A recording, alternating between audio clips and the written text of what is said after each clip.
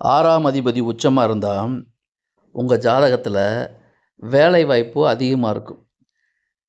சம்பளத்துக்கு போறது தான் உங்களுக்கு பெஸ்ட்டு. அதே சமயத்துல வேலை பார்க்குற இடத்துல எதிரிகள் உருவாமாங்க. கடன் தோன்றும். வேலையில புரமோஷன் கிடைக்கும். கவலை அதிகமா இருக்கும். அப்போ வேலையில முன்னேற்றம், புராகிரஸ் எல்லாமே கிடைக்கும் பொழுது, ஆட்டோமேட்டிக்கா எதிரிகள் உருவாங்க. அத நினைச்சு நீங்க கவலையாவும் இருப்பீங்க. அதே சமயத்துல கடன் வாங்கக்கூடாது. 6ஆம் அதிபதி உச்சமா இருந்தா, கடன் வாங்கக்கூடாது. கேட்ட பக்கம் கடன் கிடைக்கும். கடன் வாங்கி மாட்டிக்க கூடாது. அப்போ இந்த அமைப்பு ஒருத்தர் சரி அவரு வேலைக்கெல்லாம் போகல, சொந்த தொழில் பண்றாருன்னா, சொந்த தொழில கடன் வாங்கி பண்ணக்கூடாது.